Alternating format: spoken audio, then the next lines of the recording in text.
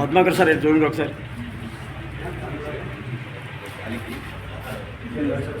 చెప్పండి.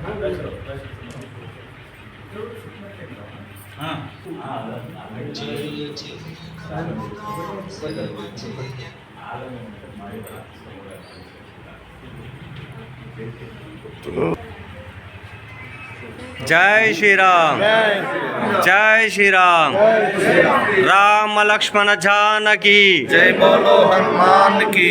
राम लक्ष्मण जानकी जय बोलो। जय श्री राम, जय श्री राम। जय जय माता, भारत माता। जय जय माता, भारत माता। भारत माता की जय।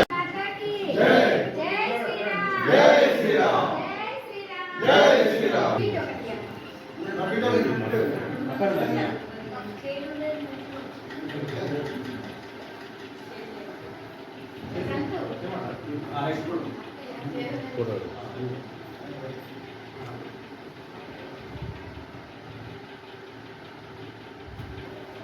మళ్ళీ పెట్టు, మళ్ళీ పెట్టు. ఇంకా వెళ్ళకూడదు.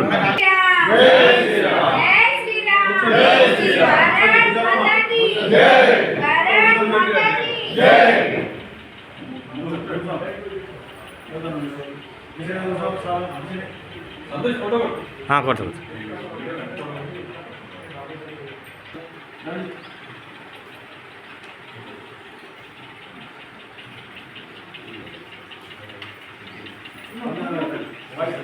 మళ్ళీ ఒకసారి స్లోగన్ ఏంటి?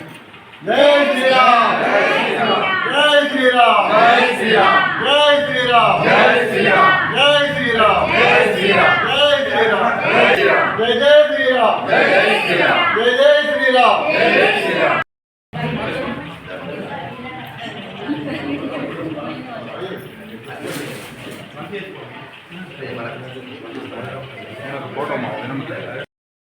सुनो काश। भारत माता की जय। भारत माता की जय। जय श्री राम, जय श्री राम, जय श्री राम, जय श्री राम।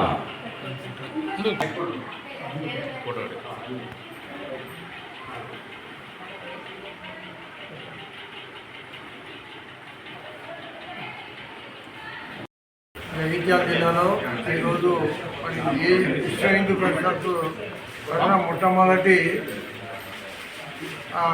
శిక్షణ కుటుంబ ఉచిత శిక్షణ కేంద్రం, కుటుంబ శిక్షణ కేంద్రం ఏర్పాటు చేయడం జరిగింది.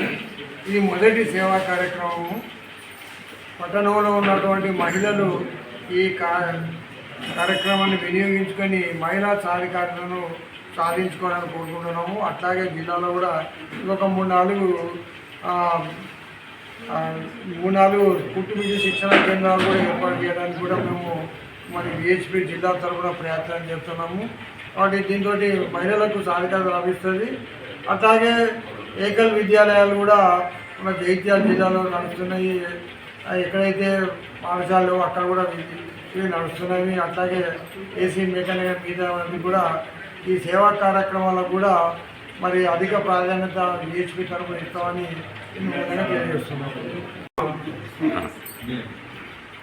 జై శ్రీరామ్. కొమల్ల రాజేందర్ రెడ్డి, విశ్వ హిందూ పరిషత్ ప్రాంత సేవా ప్రముఖ మాట్లాడుతున్నాము. ఈరోజు జగిత్యాలలో ఈ యొక్క కుట్టు శిక్షణ కేంద్రాన్ని ప్రారంభించడంలో చాలా సంతోషం.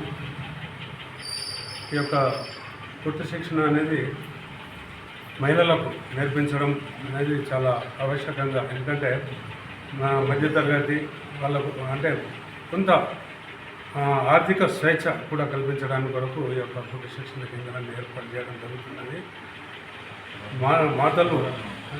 మాతల్లే మాకు ముఖ్యంగా ఇప్పుడు ఈ యొక్క సేవా కార్యక్రమాలు దేశంలో 5,000 పైన నడుస్తున్నవి. మన రాష్ట్రంలో దాదాపుగా 36 కేంద్రాలు ఇది కుటుంబ శిక్షణ కేంద్రాలు నడుస్తున్నవి. అందులో ఇప్పటికీ 2500 మంది దాటి కుటుంబ శిక్షణ పెంచడం జరిగింది.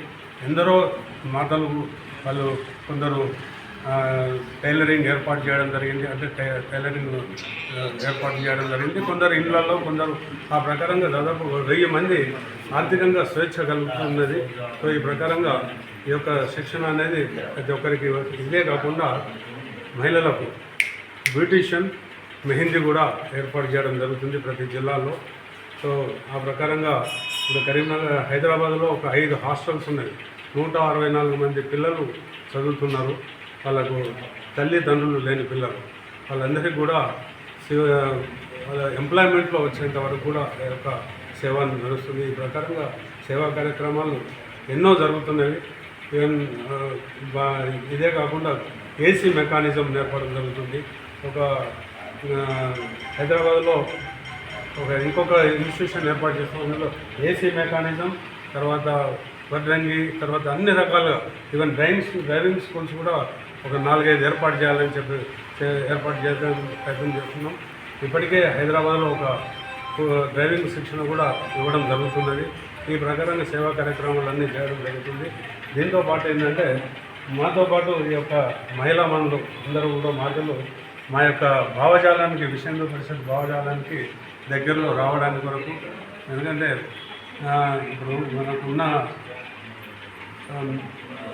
పరిస్థితులలో అంటే సేవలో ఒక దాదాపు 80% మిగతా వాళ్ళకు వెళ్ళిపోతుంది. అంటే ముస్లిం కమ్యూనిటీ కానీ, లేకపోతే ఇంకెవరో కానీ ఏదో రకంగా జరుగుతుంది.